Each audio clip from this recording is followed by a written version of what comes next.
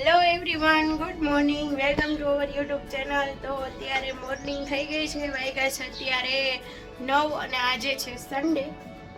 તો હું ઉઠી ગઈ છું 5 વાગ્યાની અને આજે કરવાનું છે રસોડાની સાફ સફાઈ. કેમ કે હમણાં તમને બધાને ખબર જ છે કે હોળી ગઈ એટલે ઝાર કાઢવાની હોય. આપણા ગુજરાતીઓને તો એ જ છે કે ઝાર કાઢવાની હોય. હોળી જાય એટલે ઝાર કાઢવાની. ઝાર કાઢવાની મીન્સ કે આખા ઘરમાં બધે સાફ સફાઈ કરવાની, ધૂસચારા કરવાના, એ બધું કરવાનું, એટલે એને ઝાર કાઢી કહેવાય. તો મારે રસોડામાં છેલ્લા 3 મહિનાથી કોઈ જાતની સાફ સફાઈ જ નથી થઈ. માનો ને એવું કે મેં 3 મહિનાથી કોઈ જાતના ધૂસચારા કે સાફ સફાઈ કર્યા જ નથી.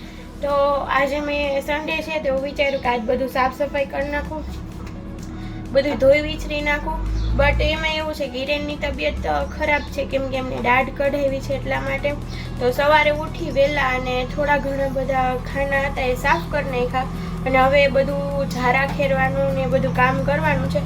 ફ્રીજ ઉપર ઢગલો છે એ બધું કમ્પ્લીટ કરવાનું છે. ઘણું બધું એવું કામ છે. તો આપણે સ્ટાર્ટ કરીએ. હું પહેલાં તમને બતાવું કે છે ને મારા રસોડાની અંદર જે પાણી લાગે છે ને, પાણી ફિટિંગ છે ને ત્યાંથી પાણી લાગે છે એટલે ત્યાં બધે પોપડા થઈ ગયા છે અને પાછળની બાજુ ભેજ લાગે છે એટલા માટે સામેની દિવાલમાં પણ પોપડા બહુ થઈ ગયા છે. તો એટલા માટે આજે બધે પોપડાઈ ખેરી નાખવાના છે અને આ બધું સાફ કરવું છે ને બધું જ ધોવું છે. મારે છે ને પ્લેટફોર્મમાં તળ પડી ગઈ છે, એના હિસાબે પાણી છે ને થોડું નીચેના ખાનામાં જાય છે. તો જે કાંઈ ફર્નિચર છે એમાં ભેજ લાગવાની બીક લાગે છે એટલા માટે હું ડેઈલી બધું 2 પાણીના પોતેથી જ સાફ કરું છું, ધોતી નથી. ધોવું અઠવાડિયે એકવાર એટલે બહુ પાણી ના લાગે ફર્નિચરમાં. બટ હવે આજે મારે બધું જ ધોવું જ પડશે કેમ કે કેટલું ચીકણું થઈ ગયું છે ને.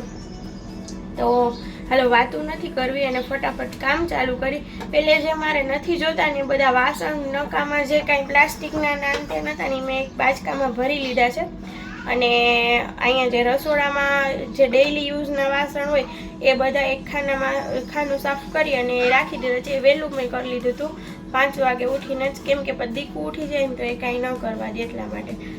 તો હવે જો બધું બતાવું કે કેવું ચીકાસવાળું થઈ ગયું છે. જો આ બધી જ દિવાલ એટલી ચીકણી થઈ ગઈ છે. જો અહીંયા બધે જ એવું થઈ ગયું છે. આ દિવાલમાં જો આમ દેખાતું જશે અને આ બધા જો પોપડા થઈ ગયા છે ને, આ પાણી ફિટિંગના હિસાબે બધે ભેજ લાગે છે એટલે એ બધું થઈ ગયું છે.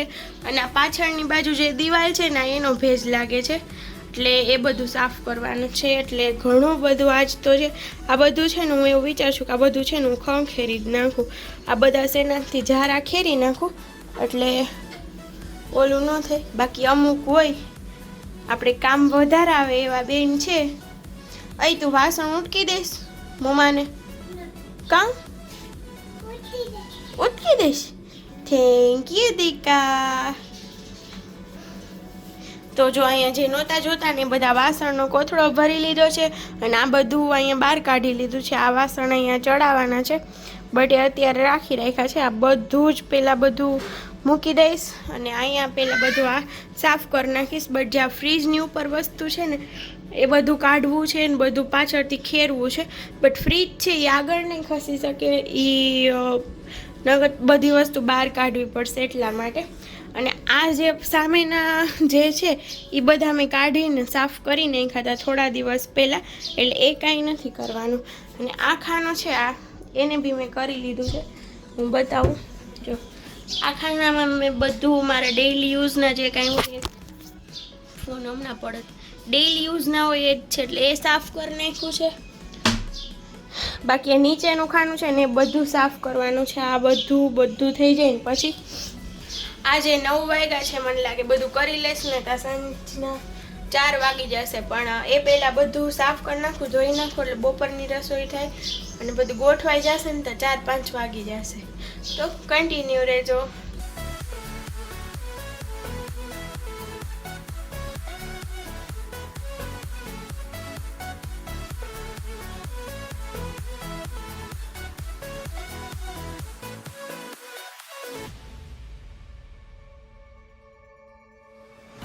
જો ફ્રેન્ડ્સ, અત્યારે હું રસોઈ કરતી હતી ને મારું ધ્યાન ચકલાને બચાવ ઉપર ગયું.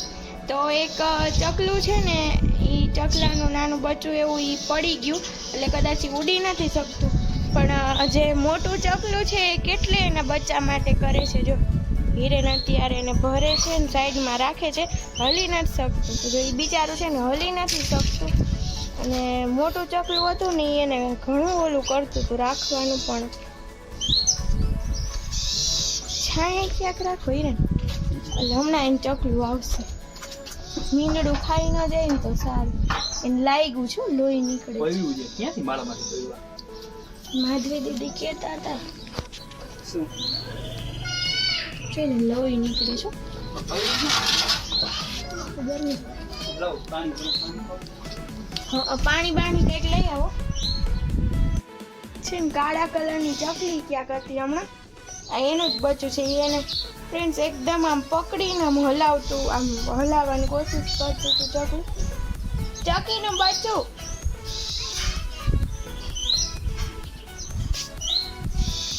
જેની માએ રે બિચારી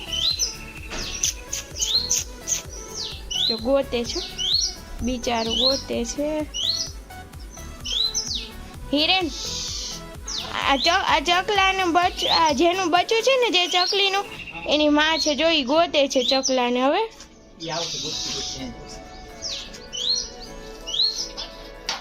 માળો ક્યાં છે ખબર પડે. માળા જો ચકલાનું પાણી પણ આમ પકડીને પાણી પીવરાવો હિરેન. એમનો પકડે મરી જશે. સેન્સિટિવ એનો માળો છે. યાથી આમ અક્ષર તો ચકી જાય. તો ચકીને ખબર જ નથી. ચકીને ખબર જ છે પણ તું અહીંયા હોય તો ન જાય. મીંદડું નો આવું જોઈએ ને, ગોતે છે. જો ગોતતી નથી, આપણે ઉભા નહીં આવતો. આમાં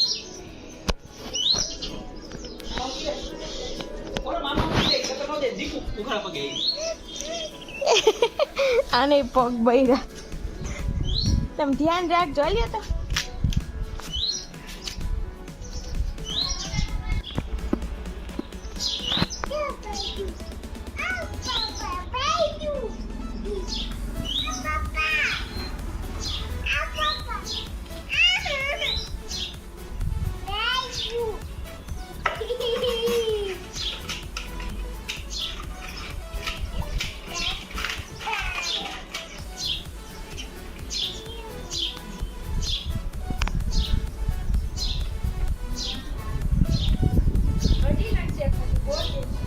અરે અહીંયા જઈને આવી.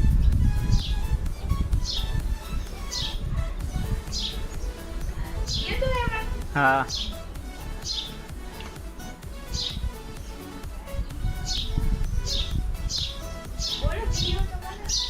વિડિયો ચાલુ જ છે.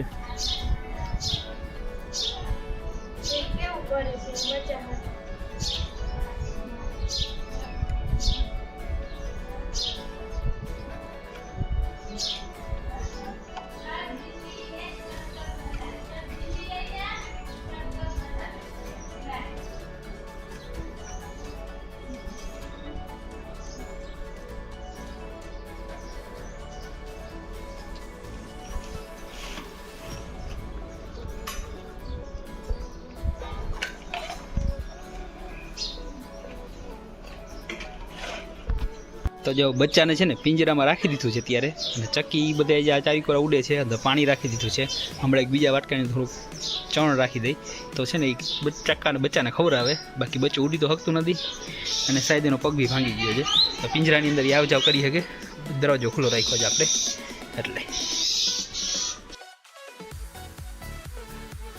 ફ્રેન્ડ્સ અત્યારે ભાગી ગયા છે 2, અને ધૂસજારાનું તો એવું હતું કે અડધો વિડીયો શૂટ થયો અને પછી દીકુ રહેતી નહોતી, એટલે એને ફોન આપી દીધો હતો ને મેં કર્યા ફટાફટ ધૂસજારા. બટ હજી થોડું ઘણું કામ બાકી રહે છે, એ કરવાનું છે, એ કરી નાખીશ. અને ચકલીને હવે એને ફાઇનલી માળામાં રાખી દીધી છે. અને હા, એની માળામાં નહીં પણ પાંજરામાં કા, પણ એની જે ચકલીના બચ્ચાની જે માં છે ને ચકલી, એ છે ને પોતે પાણી અમે પાણીનું વાસણ રાખ્યું છે, પોતે પાણી પીવે ને પછી બચ્ચાને પાણી પીવડાવે છે, એવું બધું છે. અને જો આપણી રસોઈ છે કમ્પ્લીટ, છે ભાત, અહીંયા છે દાળ, અહીંયા છે બટેકાનું શાક, પાપડ અને ડુંગળી છે, બધું છે. અમે બેઠા છે ત્યારે જમવા. બટ હમણાં એક કોમેડી આવતી હતી. હિરેન કે દીકો તું મને તેડી લે, હું આજ બહુ થાકી ગયો છું. દીકો તે તાર પપ્પાને તેડ્યા હતા તો એને તીખું લાગ્યું છે, પાપડ ખાધો એટલા માટે. તો સારું ફ્રેન્ડ્સ, જમી લઈ પછી દીકુને સુવડાવી દઉં. અને મારે જો હજી કેટલા બધા કપડાં સંકેલવાના. વ્લોગમાં કન્ટિન્યુ રહેજો. આજનો વ્લોગ તો બહુ ઇન્ટરેસ્ટિંગ થવાનો છે. ફ્રેન્ડ્સ, ધૂસ જ્યારે કર્યા હતા એટલે એકદમ થાકી ગઈ હતી, એટલે થાકીને સૂઈ ગઈ હતી ડાયરેક્ટ. અને અત્યારે વાગ્યા છે 6 અને હિરેન કે આજે મારે ખાવી છે પાઉંભાજી. મેં ને મમ્મી એને સમજાવ્યું કે નહીં, તમારે જે દાઢ કઢાવી છે આવું ન ખાવ. તો કે લીંબુ નહીં નાખતી, બાકી આજે ખાવી છે તો પાઉંભાજી. સન્ડે છે તો ત્યારે એ બધી વસ્તુ લઈ આવ્યા છે પાઉંભાજીની. તો હું ચલો બધું શાકભાજી બાફવા મૂકી દઉં અને પછી આપણે આજે પાઉંભાજી બનાવી અને ટેસ્ટ કરીએ કે કેવી પાઉંભાજી હું બનાવું છું. મોસ્ટ ઓફ તો હિરેન જ બનાવે છે, હું તો ક્યારેક જ બનાવું છું. બટ આજે હું મારા હાથની પાઉંભાજી બનાવીને બધાને ખવડાવું કેવી લાગે છે જોઈ. બધા જ શાકભાજી છે એ કટ થઈ ગયા છે, ધોઈ નાખ્યા 2 પાણીથી. અને હવે આમાં પાણી નાખી દઉં અને બાફવા માટે મૂકી. અને જો હવે બાફવા માટે મૂકવું છે, બટ એ પહેલાં હું તમને મારું કિચન બતાવી દઉં કે કેટલું ક્લીન થઈ ગયું છે ધૂસ ચારા પછી. કિચન છે એ ફૂલ ટુ ફૂલ ક્લીન થઈ ગયું છે. અહીંયા બધું સીલિંગ બધું ક્લીન થઈ ગયું છે. આજે બહુ મહેનત પડી છે ધૂસ ચારામાં, ત્યારે આટલું ક્લીન થયું છે. તો ચલો ફટાફટ બાફવા મૂકી દઉં. બનાવવા માંડી છે ત્યારે પાઉંભાજી. તો બતાવું તમને કઈ રીતના બનાવી છે. તો રેસીપી વિડીયો નથી એટલે આપણે ફૂલ ડિટેલિંગ નહીં લઈ, બટ એમને ખાલી તમને બતાવી દઉં.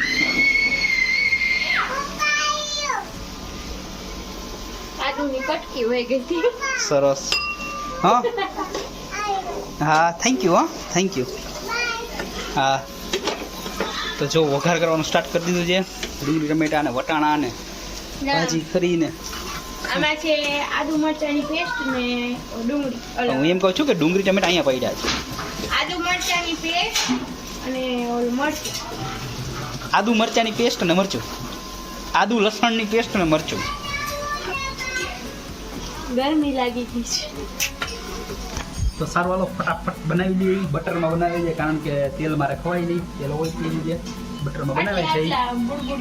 હા, આટલા બુડબુડિયા એટલે થાય છે કે બટરમાં બને છે, ઘીમાં બને છે. ઘીમાં, બટરમાંથી તો ઘી જ બનવાનું છે. તો સારું, હાલો બનાવી છે. આખી તારીખ આટલું બધું કામ કર્યા છતાં એ મારી વાત માની નહીં. પાઉંભાજી બનાવવા માટે રેડી થઈ તો હું બી મેં કશું હમણાં પાઉંભાજી બની જશે, ખબર પડી જશે રસોડું જેવું ચમચમાઈ જાય. પછી હું દિલ ઉપર પથ્થર રાખીને હું ગાડી લઈને ગયો તો પાઉં લેવા માટે.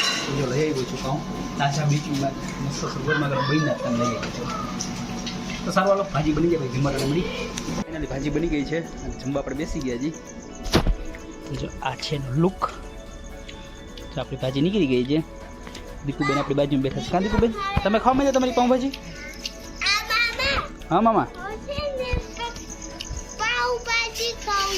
તું પાઉંભાજી ખાસ એમ?